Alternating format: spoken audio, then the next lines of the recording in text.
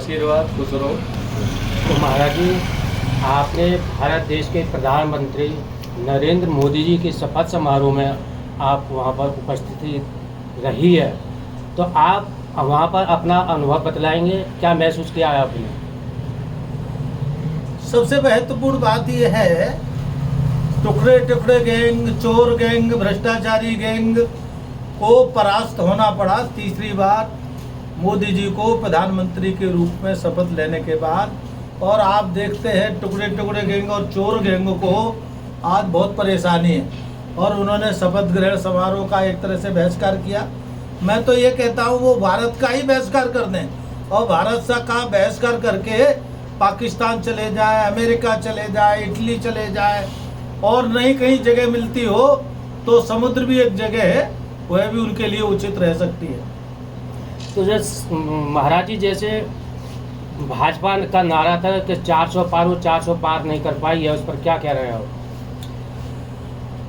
ये तो भारतीय जनता पार्टी के जो वरिष्ठ नेता है, उन नेताओं का निर्णय ठीक नहीं रहा, और उन्होंने जो सीटों का बंटवारा किया, टिकटों का जो बंटवारा किया, वो ठीक नहीं था। जैसे उदाहरण के रूप में 6 महीने पहले उन्होंने चिल्लाया कि पुराने 40-50% सांसदों के टिकट काटे जाएंगे, लेकिन आरोपी सांसदों को भी उन्होंने टिकट दिया।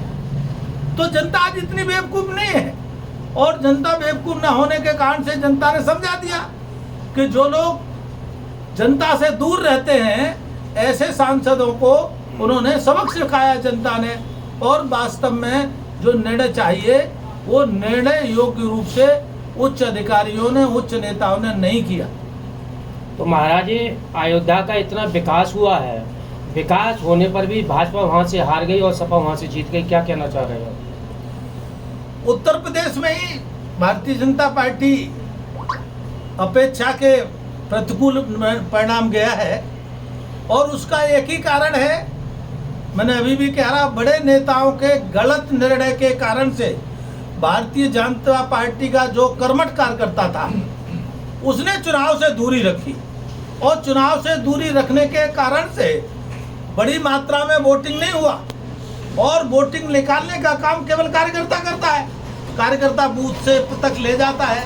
तो अब की बार कार्यकर्ता बूथ तक नहीं ले गया, और वो इसलिए नहीं ले गया कि नेताओं की हठधर्मी, नेताओं की मनमर्जी, ये हठधर्मी और मनमर्जी का प्रत्युत्तर दिया है, जिताया भी और हराया भी। ऐसा पहली बार हुआ है कि तुम्हें हम जिता भी रहे और हरा भी रहे। तो सर, उत्तर प्रदेश में योगी सरकार इतना मतलब कानून व्यवस्था कर रही है, आने वाले चुनाव में आप क्या संदेश देना चाह रहे हैं? उत्तर प्रदेश में तो बिल्कुल स्पष्ट संदेश है।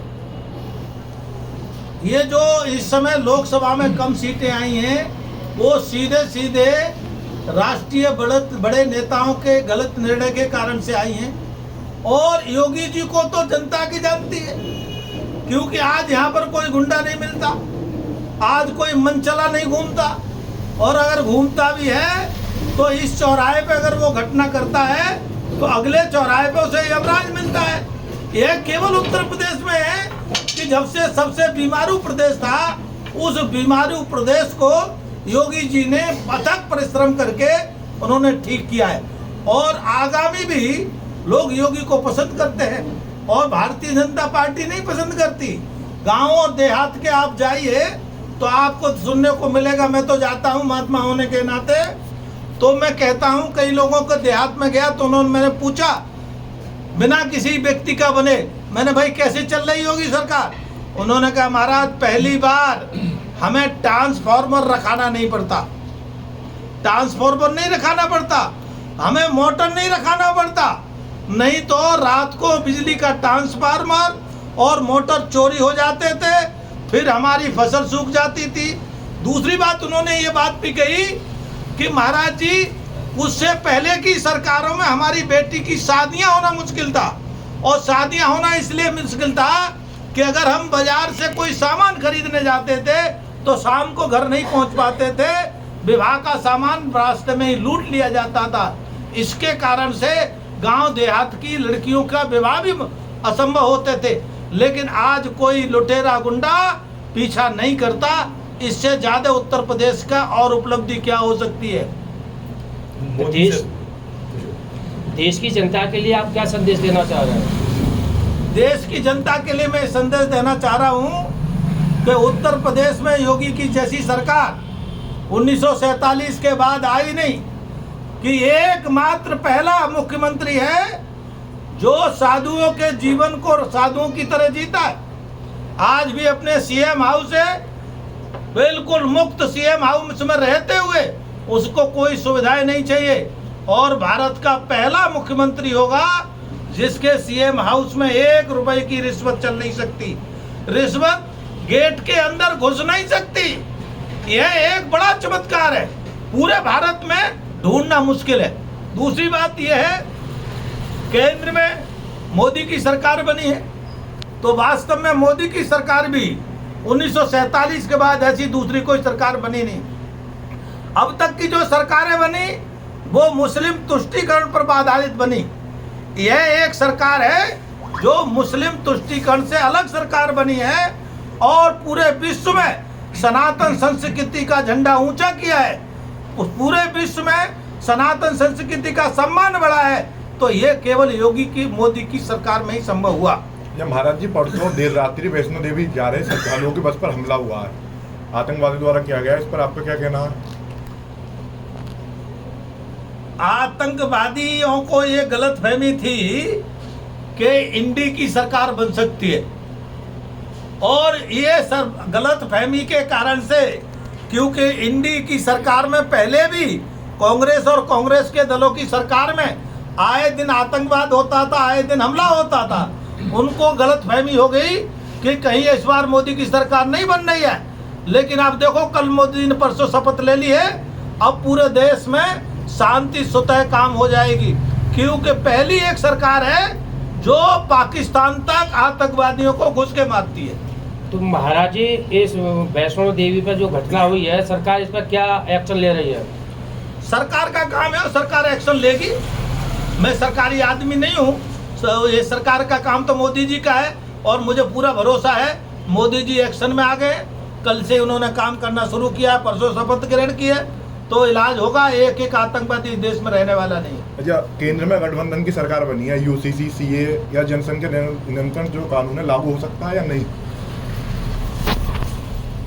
ये एनडीए की जो सरकार है वो ये पहली बार नहीं बनी।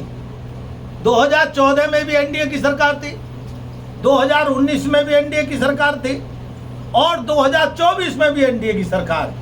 बस केवल इतना अंतर आया है कि भारतीय जनता पार्टी की संख्या कुछ कम हुई है, और वह घटक है जो लोग भारतीय जनता पार्टी के विचार से सहमत हैं, और सहमत होने के कारण से केवल ये पार्टी का विषय नहीं है, ये देश का विषय है। अगर देश में जनसंख्या नियंत्रण कानून लागू नहीं हुआ तो देश में भुखमरी, बेरोजगारी, लूट, बलात्कार, हत्या और पूरा देश गृह युद्ध में डूब जाएगा। इसीलिए अगर इसको सबको बचाना है तो अनिवार्य रूप से कठोर जनसंख्या नियंत्रण कानून लागू होना चाहिए। और कठोर जनसंख्या नियंत्रण जब मैं कहता हूँ, इसका मतलब होता है हम दो, हमारे दो, केवल दो और नहीं कि हम चार, हम दो, हमारे दो का नारे के साथ ही। और कठोर का मैं इसलिए कहता हूँ, कानून बहुत देश में है लेकिन उनका अनुपालन नहीं होता। कानून का अनुपालन कठोरता से हो, ऐसा कानून चाहिए। और मोदी जी ने वायदा किया है, मोदी जी निश्चित रूप से जनसंख्या नियंत्रण कानून देश हित में लागू करेंगे, ऐसा हमारा विश्वास भरोसा है। यूपी में भाजपा 64 से 36 पर आ गई, तो इसमें योगी जी की कार्यशैली पर सवाल उठेंगे या फिर जो इसमें भाजपा की कमी रही है कहीं ना कहीं? भाजपा के वरिष्ठ नेताओं के गलत निर्णय के कारण योगी जी ने पहले ही 36 सीटों पर 35-36 सीटों पर पहले ही कहा था, और योगी ने नहीं कहा, ये सर्वे ने कहा था कि भाई इनको अगर आप रिपीट करेंगे तो आप हार सकते हैं। लेकिन बड़े नेताओं की हठधर्मी और मनमर्जी के कारण से ये सीटें हारे। और मैं आपको अगली बात कह दूं, अगर योगी नहीं होता तो ये जो 37 सीटें हैं, ये 37 भी नहीं होती, पूरा सुपड़ा साफ होता। योगी के कारण से 37 बच गई हैं। जहाँ कभी महाराज जी हिंदू रक्षा सेना या फिर सन्यासियों का समागम होता, वहाँ आप हमेशा मुसलमानों के खिलाफ बोलती। क्या मुसलमानों में कोई भी ऐसी अच्छी बात नहीं है जो भी जिसके पक्ष में आप बोल सको? आपका भ्रम है, उस भ्रम को मैं कुछ नहीं कर सकता।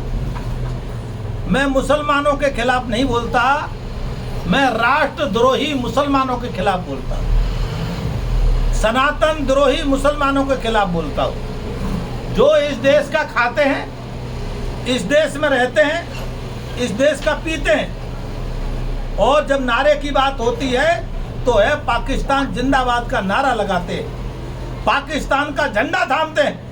ऐसे मुसलमानों के मैं सख्त विरोधी हूँ। और मैं तो ये कहता हूँ, ये जो पाकिस्तान का नारा लगाने वाले और पाकिस्तान का झंडा थामने वाले, चाहे वो कोई भी हो, चाहे मुसलमान हो चाहे हिंदू हो, उन्हें पाकिस्तान भेज दिया जाए, बांग्लादेश भेज दिया जाए, और वहाँ भी जगह नहीं हो तो समुद्र में भेज दिया जाए।